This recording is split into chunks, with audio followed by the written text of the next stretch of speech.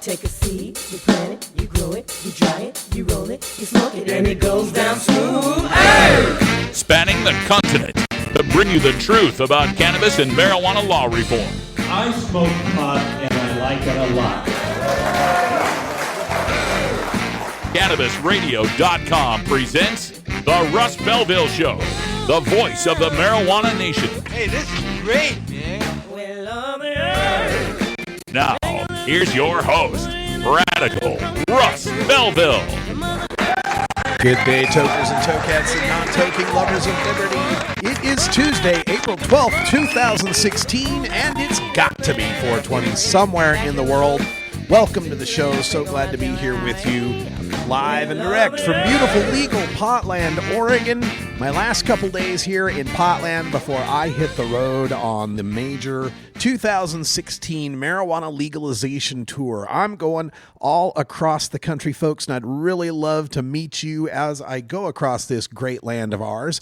We'll be at the Blazers versus Nuggets game tomorrow, and I'll be streaming live from the pre-party at Refuge PDX. We'll get a chance to talk to, we hope, some NBA players like Cliff Robinson and whoever else might show up. So make sure you tune in live on Cannabis Radio tomorrow for that show at 3 o'clock Pacific. And then I'm on a jet plane on my way to Washington, D.C. to cover the SSDP conference, and then New York City to cover Mark Kleiman's summit and the United Nations General Assembly. Then we catch another plane, make our way back to Eugene for the Oregon Marijuana Business Conference. That's coming up on April 24th. It's a Sunday at the Eugene Hilton. And joining us today at 5:30 in our Cannabis Chronicles, we've got Alex Rogers. He's the man behind the Oregon Marijuana Business Conference, and he'll be there to tell us all about the conference. It's really exciting. We've got a celebrity interview with Tommy Chong, a great sit-down interview you'll be able to enjoy, as well as Dr. Carl Hart from Columbia University will be speaking the keynote address at the Oregon Marijuana Business Conference. There's been a lot of changes here in Oregon with recreational marijuana, medical marijuana, a lot of bills that have been passed in the past couple of sessions. If you are interested in cannabis business in Oregon, this will be the event to attend. It's one day. You can get it all in one day, and some of the state's leading experts will be there. Alex will be here at 5:30 to tell us more. Plus, there's also all sorts of great socializing that goes on at this event, too. So we'll tell you all about that coming up in the Cannabis Chronicles. Then at the Radical Rant portion of the show, the end of the show, I actually get to take a break. I don't have to rant because we've got a guest joining us who's going to do a little ranting for me, although he's not as ranty as I am. He likes to approach things in a more calm fashion. It's John Hudak from the Brookings Institute will be joining us to talk about their latest paper they've put out, The Medical Marijuana Mess, A Prescription to Fix a Broken Policy. I'm usually the one that gets in trouble for calling medical marijuana a mess, so it's nice to have someone else on the show that will take some slings and arrows for me. John Hudak joins us at 45 past on the hour today's show. Also coming up on the show, we'll go behind the headlines and take a look at the new changes in Florida's very limited medical marijuana law and some of the jockeying that's going on amongst the very limited set of producers that are allowed to work within the confines of that law. But that all comes after the Cannabis Radio News. And in the headlines today, we've got some international news for you from Paris, France, where a minister had called for a selective lifting of prohibition. We've got news from Melbourne, Australia, where medical marijuana has finally taken root in the down under, I guess. In Providence, Rhode Island, we've got at least 10 bills about marijuana that are being discussed today. Phoenix, Arizona, we got news on the campaign to regulate marijuana like alcohol. Orlando, Florida might surprise us all by decriminalizing marijuana, just in time for me to go there in May. In Denver, we've got a new kind of license for marijuana couriers being discussed, and two small towns that are suburbs of Chicago could be voting on marijuana legalization if a meeting turns out well tonight in those two towns. We'll give you the details on that and more coming up on the Russ Belville Show. And then stay tuned for Hour 2, Toker Talk Radio. We'll take your calls, and you can be the voice of the Marijuana Nation. We're back in 2 minutes. Stick around. This is the Russ Belville Show on CannabisRadio.com.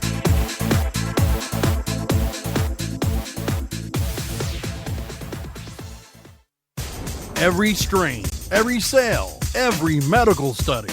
Keep it right here on the Cannabis Radio Network. Great websites today need expert web design and development and need to be e-commerce ready and mobile friendly. But building a marketable and profitable website can be an uphill climb. Ready to make your new website or replace your existing website? Think Orange as the new way to get in the black. Orange Hill Development works with Fortune 500 companies and offer the same top quality development service at a fraction of what other providers charge. Brands like Absolute, Carlsberg, and Nestea trust Orange Hill Development. Find out why you should trust your website with Orange Hill. Contact Orange Hill for a consultation today at orangehilldevelopment.com. Tommy Chong is ready to cut through the smoke and change the tone of Tilk Radio. You know, during Dance with the Stars, I started feeling discomfort. Yeah. And not only that, I was doing these old man smells. And it was kind of embarrassing because, you know, all the Dancing with the Stars crew, cast and crew, you know, they were all young kids. Yeah. You know, and then all of a sudden, this old guy would come along and do one of those silent farts, you know, that you don't know you're doing it. Yeah. And all of a sudden you smell, and everybody go, what the hell smells? And, you know it was me. And so I'd scurry off to the bathroom, you know, and that's when I knew that there was something wrong. The Tommy Chong Podcast, only on CannabisRadio.com. Welcome to my world. You're tuned into the Russ Belville Show, the voice of the marijuana nation, only on CannabisRadio.com. The Russ Belville Show is proudly sponsored by the Marijuana Business Association. The MJBA, called by NBC News the Cannabis Chamber of Commerce, is the fastest growing business association in the fastest growing industry in America. I've been working with the MJBA for years, and I personally invite you to join the MJBA. MJBA also publishes the popular MJ Headline News on Facebook and the MJNewsNetwork.com and Marijuana Channel 1 on YouTube. Visit mjba.net for more details.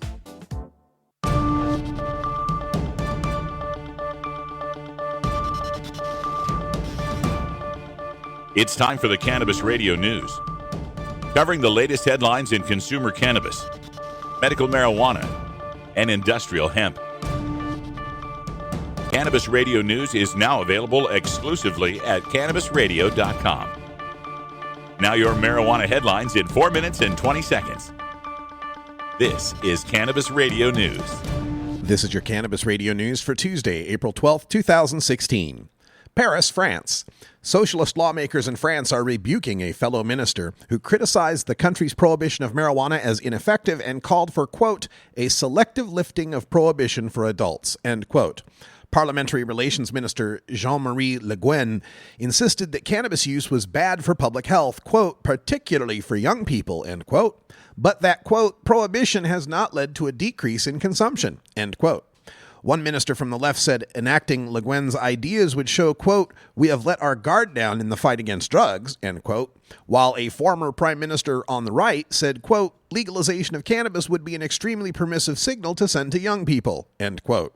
Cannabis has been prohibited in France since 1970, yet a World Health Organization survey of 42 wealthy nations showed that 15% of French 15-year-olds have used marijuana, the most in the survey, beating out Canada, but the United States was not included. Melbourne, Australia. The Australian state of Victoria became the first in the country to legalize medical marijuana following a vote today by the local government. But this won't be a whole plant medical marijuana like found in many U.S. states. The government will license very strictly regulated producers of cannabis, which will then be manufactured into non-smokable cannabinoid products. Children with epilepsy are expected to be the first to benefit from the law sometime in 2017. Providence, Rhode Island. Today, the Rhode Island House Judiciary Committee meets to discuss a bill that would legalize marijuana for adults 21 and older. But lawmakers will also consider other marijuana-related bills that include one to add post-traumatic stress as a qualifying condition for the Ocean State's medical marijuana program and create a fast-track process to get medical marijuana to hospice patients. Other bills make changes to the medical marijuana program and prohibit the home manufacture of solvent concentrates. Phoenix, Arizona, the campaign to regulate marijuana like alcohol announced Tuesday that it has collected more than 200,000 signatures in support of a proposed initiative to end marijuana prohibition in Arizona. The campaign needs to collect 150,642 valid signatures of registered Arizona voters to qualify the initiative for the November ballot. The proposed initiative would allow adults 21 and older to possess limited amounts of marijuana, establish a system in which marijuana is regulated similarly to alcohol, and enact a 15% tax on retail marijuana sales, from which a majority of the revenue would be directed to Arizona schools and public education programs. Orlando, Florida. Orlando may become the latest Florida jurisdiction to decriminalize the personal possession of marijuana.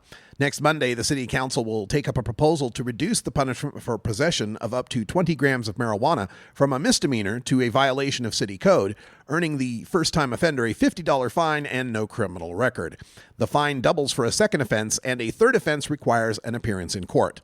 Tampa recently decriminalized possession, as has the counties of Volusia, Broward, Miami-Dade, and Palm Beach. The punishment for possession of marijuana misdemeanor under the state law is a $1,000 fine and up to 1 year in jail. Denver, Colorado. A first-of-its-kind license for marijuana couriers is nearing approval in Colorado. The State House gave preliminary approval to creating a new marijuana transporter license under the pot regulating agency. Colorado already has 12 marijuana courier companies which fill out shipping manifests to move pot from growing warehouses to store shelves. The couriers are currently classified as marijuana vendors, a broad category which includes other ancillary services. The new license would give those couriers additional powers, such as temporarily storing pot if an unexpected snowstorm closes a highway. Champaign-Urbana, Illinois. Citizens in the suburbs of Chicago could be voting on the legalization of marijuana if voters tonight at two small obscure town meetings to place non-binding public policy questions on the ballot. The advisory question is, quote, should the state of Illinois legalize and regulate the sale and use of marijuana in a similar fashion as the state of Colorado, end quote, and whether it is placed on the November ballot in these two Illinois townships will be decided by a majority who attends the 6 p.m. meeting in Cunningham Township, Urbana, and the 7 p.m. town meeting in Champaign. Pro-marijuana supporters are expected to turn out to these annual meetings that usually only attract the city officials required to attend. This has been your Cannabis Radio News for Tuesday, April 12, 2016. I'm Russ Belville. We have your smoking section right here.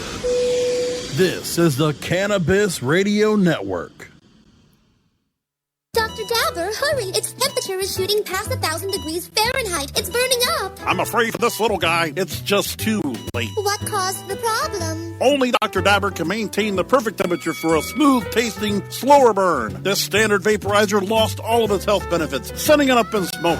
So you're telling me that most vapor pens burn so hot they produce smoke, not vapor? Correct. Keep away from those standard vaporizer pens and turn to Dr. Dabber. Doctor's orders. Less heat, more flavor.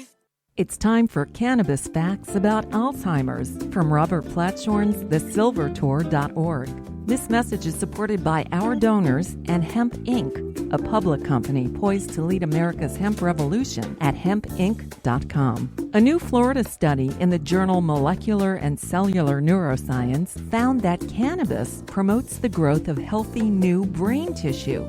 It can slow the effects of Alzheimer's and may in fact be able to halt it entirely. A long-term study by Ohio State University's Professor Gary Wenk concludes that people who regularly use marijuana get Alzheimer's at a much lower rate than others. This was Cannabis Facts from thesilvertour.org, an educational nonprofit supported by our donors and Hemp Inc., a public company poised to lead America's hemp revolution at hempinc.com. This is the Russ Belville Show on CannabisRadio.com. When you are starting up a medical cannabis business, you want a fired-up lawyer who understands the needs of cannabis consumers. The law office of Lauren Vasquez is your fired-up lawyer for the cannabis industry. Visit her website, fireduplawyer.com, or call 1-855-MMJ-LAWS for more information. That's 855-665-5297 for Lauren Vasquez, your fired-up lawyer, or email fireduplawyer@gmail.com. The world of cannabis is evolving at a frenetic pace. The Russ Belville Show gets behind the headlines to take a deeper look at breaking news, in our Cannabis Focus. Today in the Cannabis Focus, we take a look at the state of Florida, where a new law has been passed to expand the very limited medical marijuana that exists in Florida. Florida is one of those southern states that have passed the CBD-only laws. This came about in 2014. This was the, CBD only, meaning the non-euphoric oil, non-smoked marijuana, very low in THC. For usually the kids with epilepsy, the severe epilepsy, but it also was legalized for severe muscle spasms or cancer under this Florida law. Now, there's also been a call for production of this CBD oil, and Florida, unlike some of these other southern states, was supposed to be moving forward with some sort of production here. It authorized nurseries that have been in business for 30 years and grow at least 400,000 plants to apply for one of 5 dispensing organization licenses to produce the high CBD cannabis plants. Well, it was met with opposition right from the get-go based on those criteria. Having been in business for 30 years and growing 400,000 plants, locked out the black owners of nurseries in Florida who don't have 30 years worth of ownership in some of their businesses. So that was a scandal right from the beginning. Seemed a bit racist in the way it was keeping certain people out of this process. But even then, it was very slow going on getting those licenses out. The health officials selected 5 nurseries to be the first dispensing organizations just this last November. Now we've got a situation where the law has been upgraded, and the new standard there in Florida is that terminally ill patients can qualify for full strength medical marijuana, they call it, which is, regular old medical marijuana with THC, if they're terminally ill under this law that allows access to experimental drugs for the terminally ill.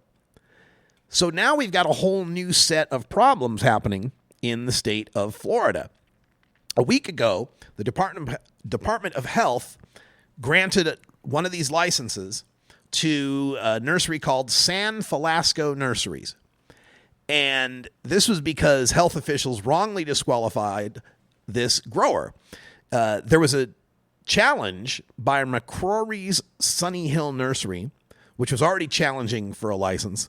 And the new challenge is that one of the winners, which was Knox Nursery, received a score that was 1/1000% greater. And so they got the license. And he is suing that under one of the scoring categories, he should have gotten a higher score, and that would have led to an overall, beating that 1/1000%. Now, this is again, a reflection of prohibitionist thinking in limiting these dispensaries so strictly, having such high hurdles for these businessmen to have to clear just to be even able to qualify. And then there only being 5 of them to produce for a state of what are there, 20 million people in Florida, something like that? It leads to this unnatural sort of capitalism, this predatory sort of capitalism, and it grinds the gears of this bureaucracy to a halt as they try to fairly administer these precious few licenses that are available.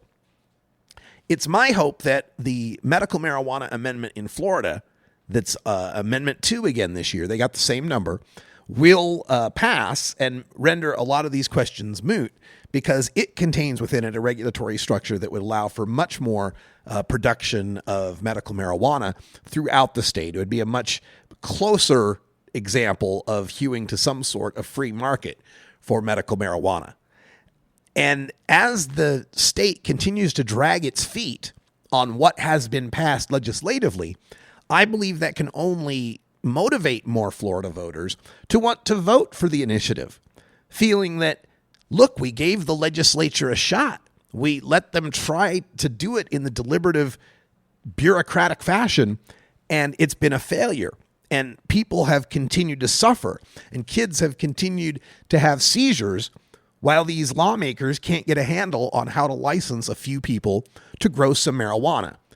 Meanwhile, there are millions, well, hundreds of people in Florida, thousands perhaps, that are growing marijuana right now.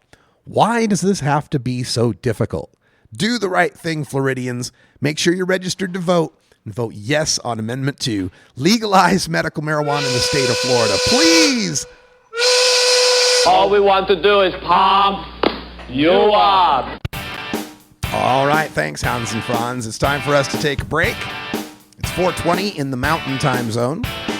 So happy 4:20 to our friends in Las Cruces, New Mexico, and Truth or Consequences, New Mexico, and Albuquerque, New Mexico, and that may be all the Taos, New Mexico. That might be all the New Mexico towns I can think of off the top of my head. Be back in 2. Earn your PhD in THC monetization with CannabisRadio.com. Don't be late. Great websites today need expert web design and development and need to be e-commerce ready and mobile friendly. But building a marketable and profitable website can be an uphill climb. Ready to make your new website or replace your existing website? Think Orange as the new way to get in the black. Orange Hill Development works with Fortune 500 companies and offer the same top quality development service at a fraction of what other providers charge. Brands like Absolute, Carlsberg, and Nestea trust Orange Hill Development. Find out why you should trust your website with Orange Hill. Contact Orange Hill for a consultation today at orangehilldevelopment.com. I'm Radical Russ from the Russ Belville Show. We're here with Sir Richard Branson. Far more damage has been done to people by the current approach. Jim McMahon. You know, a lot of the coaches are old school. You know, he used to just yell at us, "Oh, you bunch of pot smokers." John Popper on the telephone. You know, I think in the 60s there was that kind of, the bigotry wasn't so concrete. It's the Russ Belville Show, the NPR of POT, weekdays live at 6 Eastern, 3 Pacific, exclusively on CannabisRadio.com. You're not high. You're listening to the Russ Belville Show on CannabisRadio.com. I do not like them, Sam. I do not like green eggs and ham. Okay. Maybe you're high, too. Coming soon to a city near you, Cannabis Finance Boot Camp. Get all your cannabis accounting, legal, and compliance questions answered by their knowledgeable panel of industry experts who want to help your cannabis business boom. Whether you're a grower, dispensary operator, or a newcomer to the field, your cannabis business needs Cannabis Finance Boot Camp. For information on upcoming events, visit CannabisFinanceBootCamp.com. Promoting the end of adult cannabis prohibition is easy because we have facts, science, reason, compassion, evidence, truth, and logic on our side. It's even easier when researchers catalog it all for us. Learn how to gather the facts on marijuana use, arrests, seizures, rehabs, drug tests, and more on this edition of Drug War Data Mining. Today in the Data Mines, we take a look at the unfolding state of marijuana legalization all across this great country of ours. 2016 legalization tour. I'll be traveling from coast to coast, promoting the end of adult marijuana prohibition. And here is what is on the menu. First of all, for national marijuana legalization initiatives, Nevada is already on the ballot, and it's got a pretty good chance to pass. There's not much polling there, but it is likely to pass. And the state legislators there have embraced and expanded medical marijuana over the recent years. California, great chance to make the ballot and a pretty good chance to pass. It's, of course, the big prize, like in every national election. The Adult Use of Marijuana Act has the backing of the major drug policy reform orgs and, of course, billionaire Sean Parker, so he'll have the money to collect all the signatures they need to make the ballot. Recent polling shows about 55% of Californians generally support legalization. Massachusetts, I think there's a good chance to make the ballot and a good chance to pass. This is the MPP Crimla campaign to regulate marijuana like alcohol. They passed decrim in 2008 in Massachusetts and medical in 2012. Both of those got over 60% of the vote. It could be closer in 2016 with legalization. Recent polls are showing just above a 50% average support for legalization there. In Arizona, they've got a MPP-backed Crimla. I think it has a good chance to make the ballot and a questionable chance as to whether it passes. It's got anti-marijuana zealots there, and the support so far is only a 45% plurality. 45% who support legalization, 42% who support medical, 13% who think marijuana ought to be completely illegal. That's in an Arizona State poll. Arizona State University, I should say. In Maine, there is a fourth MPP-backed Crimla with a questionable chance to make the ballot, but a great chance to pass if it does. This week, or last week, I should say, the Maine judge reversed the decision on disqualifying 17,000 signatures. Those will be reviewed, and if they enough of them are valid, that will almost surely allow the Marijuana Policy Project Crimla to make the ballot there. A 2015 poll showed almost 2/3 of Mainers support marijuana legalization, so a very good chance to pass there. And then in Michigan, a slim chance to make the ballot, but a good chance to pass if they do. A grassroots group there is called Comprehensive Cannabis Law Reform Initiative Committee. Their banner is MI Legalize, like Michigan Legalize. And they claim to have raised over 600,000 and 260,000 signatures, but they need to get 253,000 signatures, and so they'll need many more to deal with the problem of invalid signatures. And the Michigan legislature recently changed the rules on signature gathering that calls a lot of their existing signatures into question. But if they make the ballot, 53% of Michiganders currently support marijuana legalization. So that's 6 states that might have marijuana legalization on the ballot. One of those already does have it on the ballot. If they all made the ballot and win, we would have 10 U.S. states with marijuana legalization. There would be 84 million Americans in those states, and that would be 25%, a little over 25% of the population. 1 out of 4 Americans would live in a legal marijuana state if they all passed. Now, there are other state legalization initiatives. There are MCLR in California. There's Arizonans for Mindful Reform in Arizona. There's the Missouri Cannabis Restoration Protection Act. And they all, as they say in sports, have a mathematical shot at the playoffs. Unfortunately, some of those same activists in California, Arizona, Missouri, and Massachusetts, for that matter, are vowing to defeat the other initiatives that are likely to make the ballot. So we got to keep our eye on that. For medical marijuana initiatives, we've got Florida. It's on the ballot, and it has a great chance to pass. Its recent polls show about 65% support.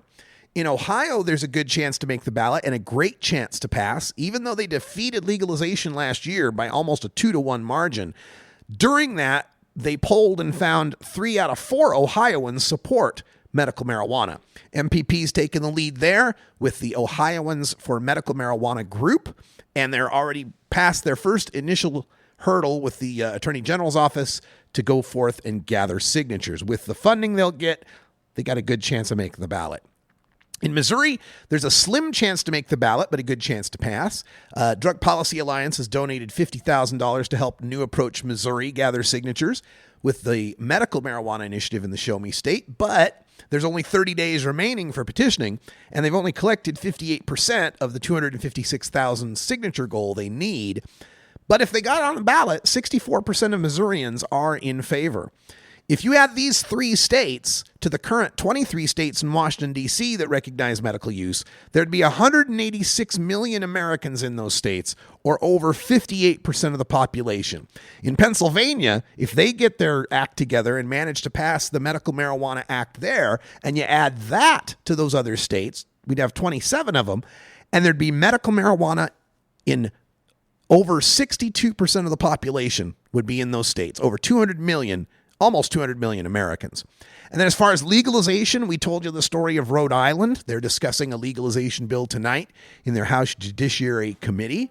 So Rhode Island was working on a legislative legalization. Vermont, it's kind of stalled on its legalization in the House, but the Senate has favored it, so it's working forward there.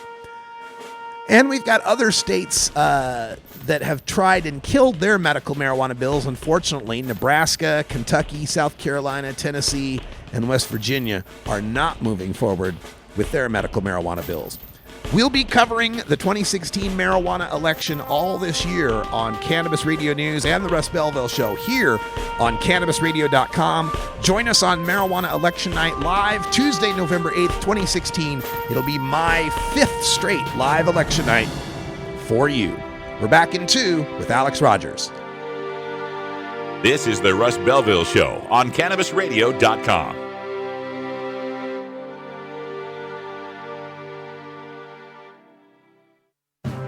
Forwarding the cause of legalization and research of the growing cannabis industry, one podcast at a time. The Cannabis Radio Network.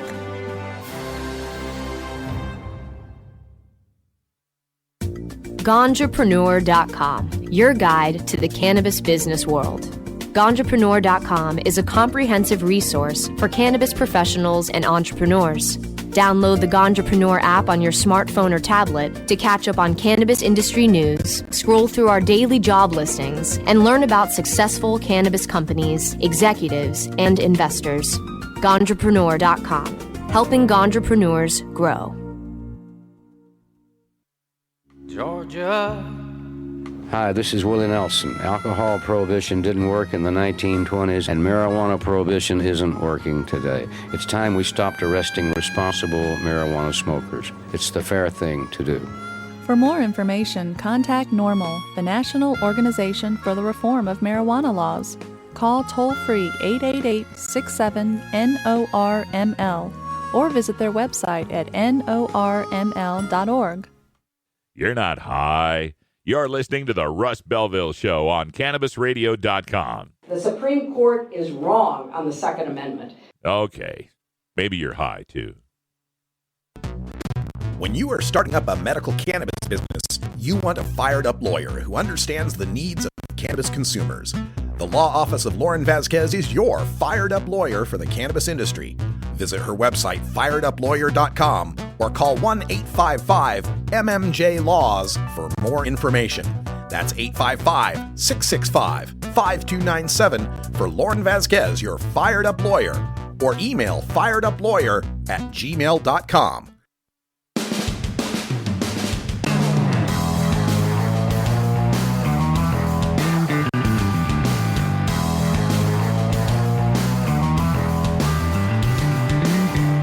Mark Twain once said that when there's a gold rush, it's a good time to be in the pick and shovel business. Today, we look at the rapidly evolving markets in the marijuana green rush in our Cannabusiness Chronicles. Today in the Cannabusiness Chronicles, we are taking a look at the upcoming Oregon Marijuana Business Conference. It will be happening on April 24th here in Eugene, Oregon, at the Eugene Hilton downtown. And Alex Rogers from the Oregon Marijuana Business Conference will be joining us in just a minute here on the telephone. But I'll preview this a little bit for you to give you an idea, because I have covered and been a part of Alex's conferences, both the Oregon conference and the international conference. And I can tell you that these are top of the world events. These are certainly international class events as far as the quality of people that you will be interacting with and the quality of information that you will get from the speakers. And the networking couldn't be better as well. You won't be inundated by some massive, noisy expo atmosphere. There's 40 exhibitors, so you can have time to see them all and interact with them very closely and do the networking that you need to do to move your business forward without feeling pressured to have to visit 500 different booths that might be on some big, loud expo floor. So that's one aspect of this that I always find very useful. And the other aspect of the Oregon Marijuana Business Conference is the scheduling of the event, and the main keynote speaker that everyone is looking forward to. The conference begins and ends with the fireworks. It begins with Dr. Carl Hart. And Dr. Carl Hart has become quite the media darling with respect to the war on drugs lately. An unimpeachable background from Columbia University, a neuropsychopharmacologist who's been working in the field for years and has studied more about different drugs than almost anyone else in the country. He will be delivering the keynote at 9 a.m. on Sunday. And you can learn more about this at OregonMBC.com, OregonMBC, as in Oregon Marijuana Business Conference.com. And Carl Hart's speech will run for the first hour, 9 a.m. And then at 10 a.m., we have a piece on local ordinances and activism that will feature Leland Berger, who's a cannabis attorney who's argued all the way to the Supreme Court with respect to our marijuana rights and regulations. Sarah Duff and Anthony Johnson from Duff Johnson Consulting. Of course, Anthony was the man who was the chief petitioner of Oregon's legalization law. Sarah Duff, his wife, a consultant who's been working with the medical marijuana industry for over a decade now. They'll be talking about the latest local ordinances that are happening all throughout the state of Oregon, where especially in eastern Oregon, they are coming up with bans and prohibitive zoning to try to restrict the unfolding of the marijuana industry. At 11 o'clock, there will be a panel on OLCC licensing and compliance.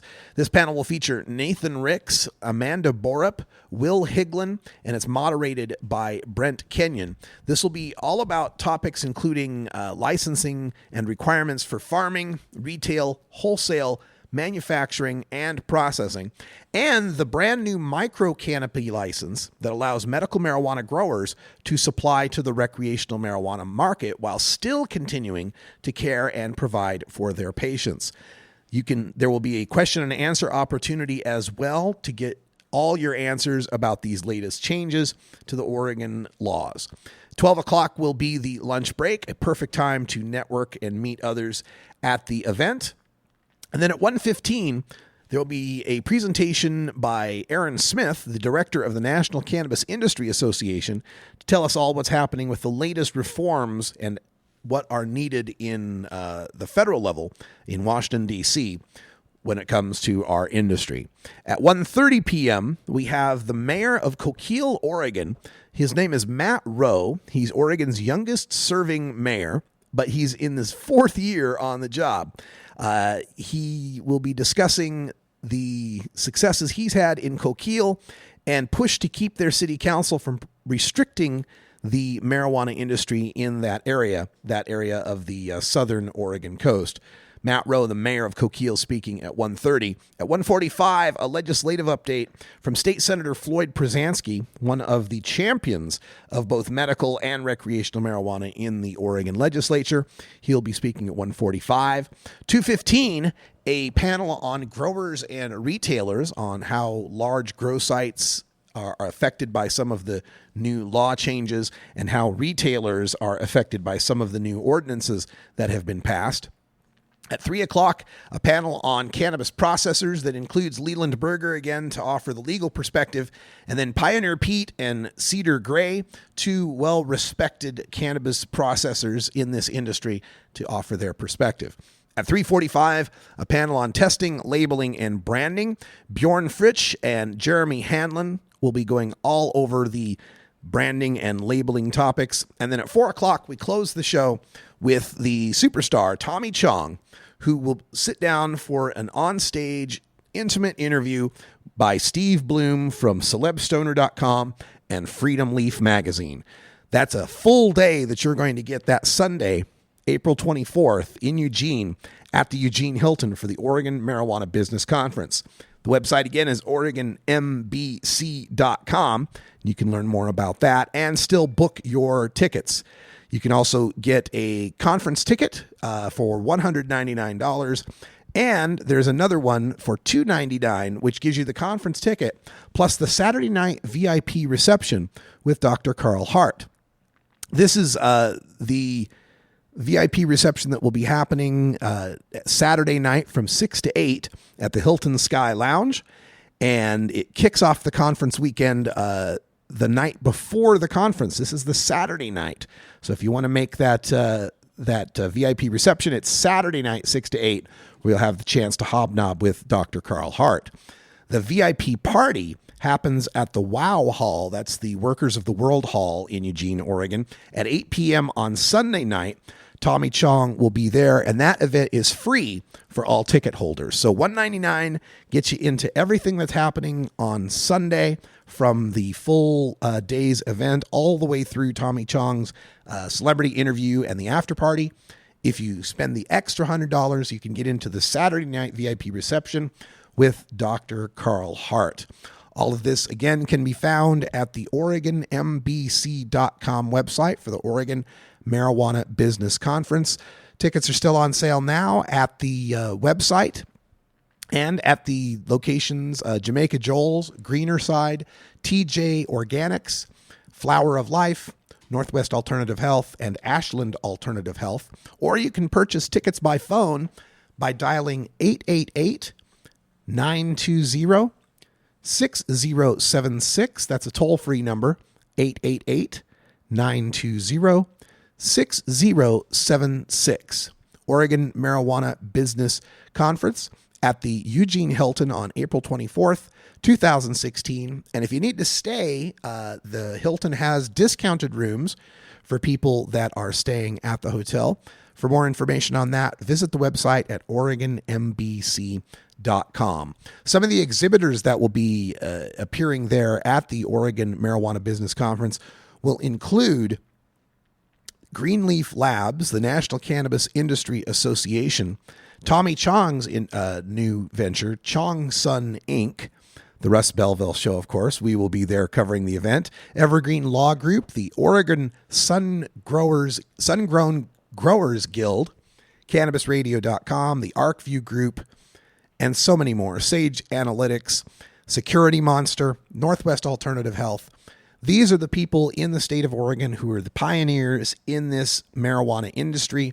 If you want to get involved, if you want to help promote your brand or get your brand involved with these other brands, this will be the place to be. The Oregon Marijuana Business Conference, OregonMBC.com, April 24th, Sunday at the Eugene Hilton. We will be there bringing you coverage on the Russ Belville Show as well.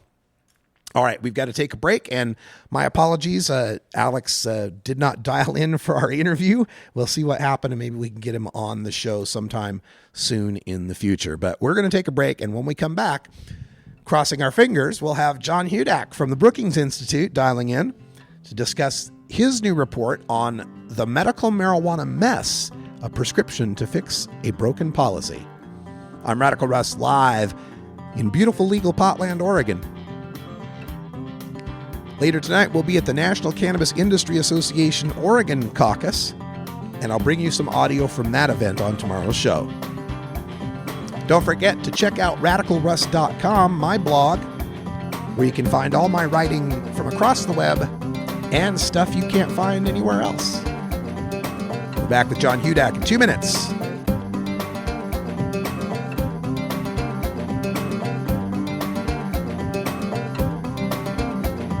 This is the Russ Belville Show on CannabisRadio.com.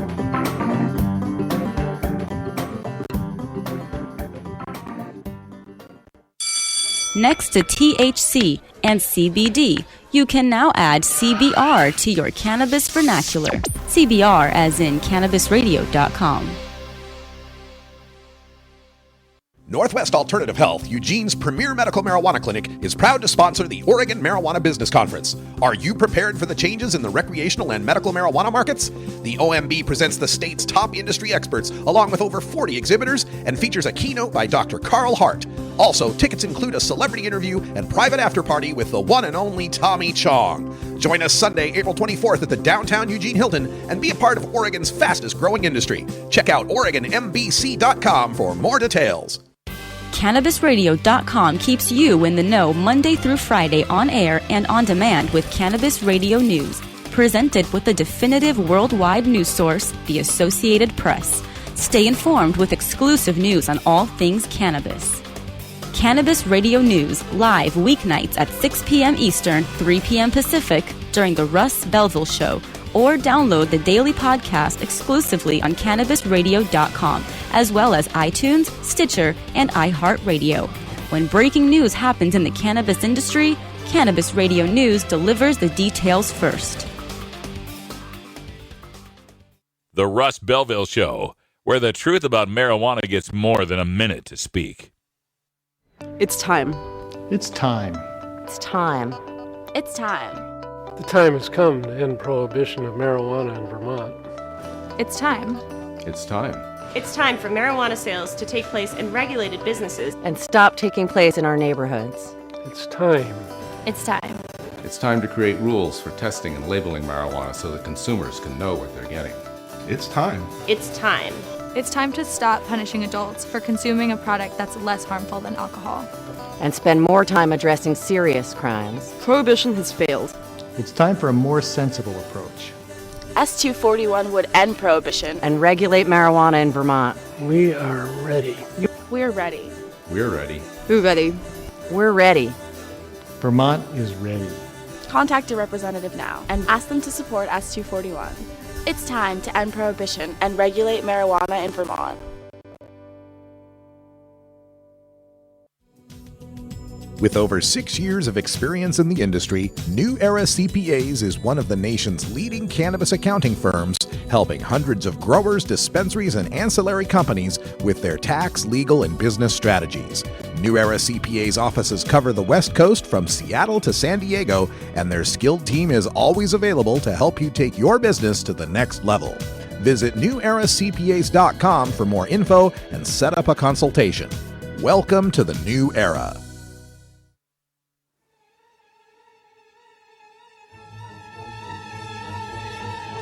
The best weapon you can have in the Prohibition War is your mind. Fill your head with the knowledge you need by checking out this latest entry in the Russ Belville Show's Reformer's Reader. Welcome back, everybody. Today in the Reformer's Reader, we get a chance to have another guest that we love to talk to. John Hudak from the Brookings Institute is on the line. John, welcome back to the show. Hello, John. Do we have you on the line? Oh, my goodness. Once again, having some audio difficulties here with our connection. We'll try to redial John and get him here on the phone from the Brookings Institute and talk to him about what's happening with his new report that's entitled The Medical Marijuana Mess, a Prescription for Fixing a Broken Policy. And let's see if we've got John on the line now. John, can you hear me okay out there?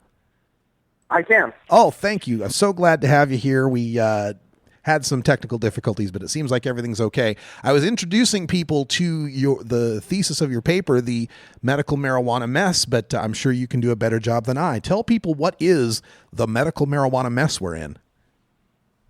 So what I'm talking about in my latest Brookings essay is a situation we have in the United States in which the federal government has used Band-Aids to fix what are gaping wounds in public policy, and that is a federal government acknowledgement that medical marijuana programs exist in the United States, and it's very difficult for the federal government to shut down state systems, and a laissez-faire approach has been seen as the proper solution, but the reality is that approach from the Obama administration has created numerous problems facing patients and businesses and accountants and lawyers and regulators all across the United States. And so that fix really isn't a fix. Some people would argue that the Obama administration at least has been laissez-faire, unlike perhaps another administration, maybe a McCain or a Romney administration that might have gone whole hog into filing injunctions and sending in the DEA. But do you think that that people don't give enough credit to President Obama in that respect? I think that's right. I mean, Barack Obama has been the most pro-marijuana reform president we've had in our history, and he's taken steps that have been different than previous presidents, and were probably different, as you said, than if Mitt Romney were elected president or John McCain were elected president. But at the end of the day, challenges still exist. And while the Obama administration policies may be something that reform advocates are happy with, there are different steps that could be taken that could clear up what are some very serious federal and state versus federal policy challenges. I'd imagine that a lot of that you're talking about are the banking problems and the tax problems that are out there, some of the things that would be addressed by the CARES Act in the Senate, right? Yeah, there are issues involving veterans, there are issues involving banking, but general issues around access, general issues around research. The idea that if you live in one state, you might have access to, whole flower marijuana, you might have access to CBD oil, but if you live 5 miles away on the other side of the state border, you have to remain sick. You don't have access to those materials. And that's not how public policy is necessarily supposed to work, and it's something that is really putting people at risk. And so the issues of the banking issues and issues abound for the marijuana industry, but basic patient access is something that oftentimes is overlooked. Very, very well put. We're speaking with John Hudak from the Brookings Institute, and if people want to get this report of yours online, this white paper, how can they do that? They can go online to brookings.edu/marijuana mess, and that will take them to not only the marijuana mess essay, but links to a variety of the work that we've been doing over the past several years at Brookings on the topic. Excellent. Now, with respect to what you are addressing there, would the CARES Act go a long way into addressing some of these problems, or is there still other areas that need to be tackled? The CARES Act goes a long way in terms of addressing a lot of the problems that exist with regard to federal policy and with regard to state-federal relations, but there's a lot of work to be done. And so issues involving veterans, where veterans can't go to VA hospitals, even in states with legal medical marijuana programs, and ask for a recommendation. And in fact, if they do ask for a recommendation, or God forbid admit to using medical marijuana illegally, oftentimes they face some real repercussions from the VA system. It also helps fix tax issues. It helps essentially empower states that have taken a step forward in terms of marijuana reform to maintain their state system, but also have some version of federal protection under the system. It doesn't force states that have marijuana as an illegal substance to opt in, but it allows those states who have chosen to opt in to have broader protection. Sounds like some great policy recommendations, folks. You can learn more at brookings.edu/marijuana mess. And John, another headline that went all across the mass media this past week was the DEA indicating that before the middle of 2016 is over, they'll make an announcement on rescheduling petitions. First of all, do you see rescheduling as something that can have a major impact on this marijuana mess? And second of all, do you really think they're going to do anything different other than just kick the can down the road? So on the first point, there are many in the reform community who think of rescheduling as something that won't matter, or something that might empower big pharma, or too small of a step to be worth the effort. The reality is, I think for many reform advocates, any means by which the federal government is going to signal that they're changing their tune, that they're listening to the medical and scientific communities, and that they're willing to expand research, has to be seen as a win on their behalf. And so rescheduling is going to help researchers answer some of the questions that exist out there around the efficacy of marijuana in therapeutic use. And that basis in itself has been what the federal government has used to deny marijuana status as a drug for decades. And so if you can start to answer those questions, I think you can start to break down talking points, which in and of itself has some value.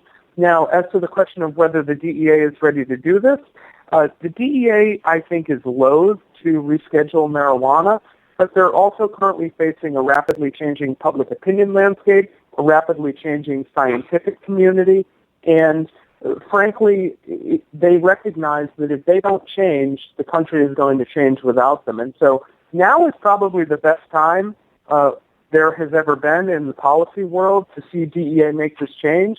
But I'll be convinced of it when they finally make that announcement. Yeah, I would like to see that too. Now, you also made a brief mention that we have federal issues to deal with and then also federal state issues to deal with. What are some of the conflicts federal state-wise that are part of this marijuana mess? Well, a lot of the banking issues exist in this federal state space. And so states have made efforts to give banks cover or to set up co-ops or credit unions or other types of institutions that can allow cannabis enterprises to have access to basic financial products like checking accounts or savings accounts or business loans.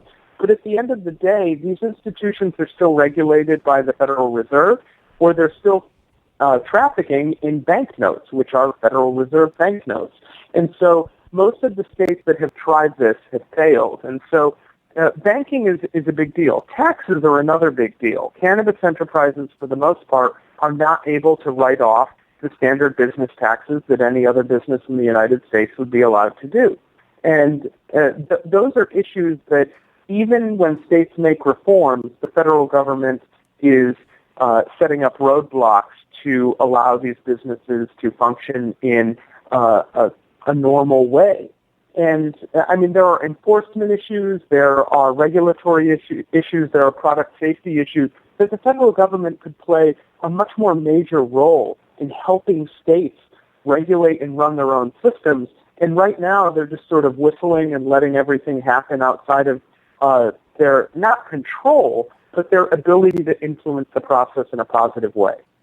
So the state of Oregon here, Governor Kate Brown just recently signed a bill that made changes to Oregon's banking laws with respect to marijuana industry. But these laws being passed right now, are they just symbolic in nature? They make us feel good, but they're not really going to help until the feds do something?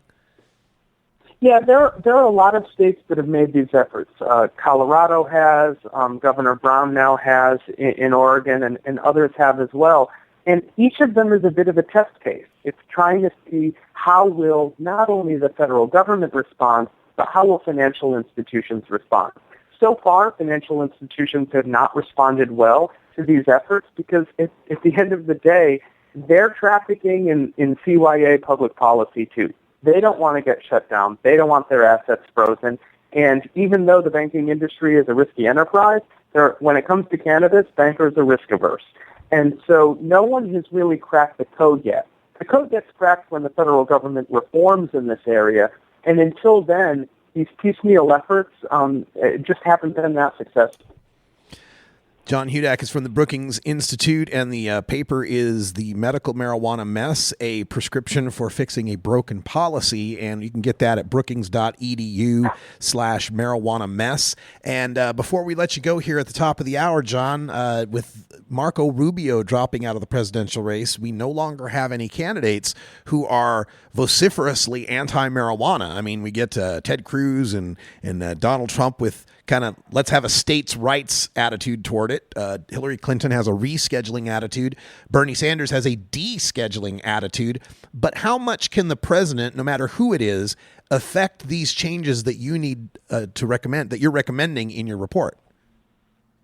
Well, the president has huge influence. You know, right now the federal position on marijuana exists because of a memo out of the Justice Department. Well, that memo in some ways functions like an executive order. The next president could reverse that in an instant, and the entire house of cards can collapse.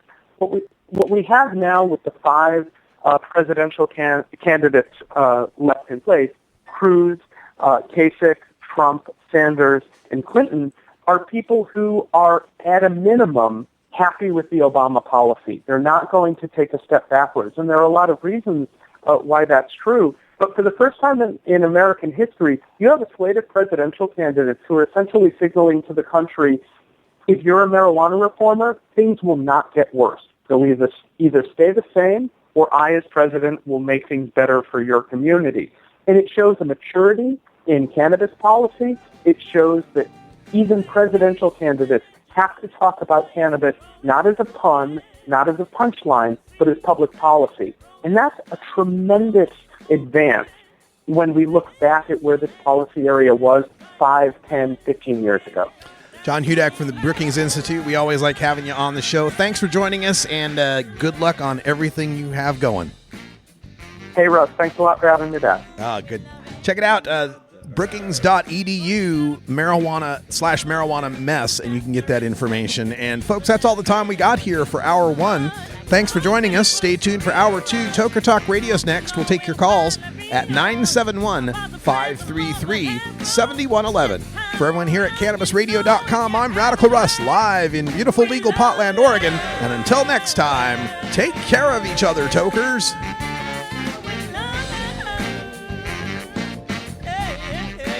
This is the Russ Belville Show. The Russ Belville Show is blogging and podcasting daily at RadicalRuss.com. You take a seed, you plant it, you grow it, you dry it, you roll it, you smoke it. You take a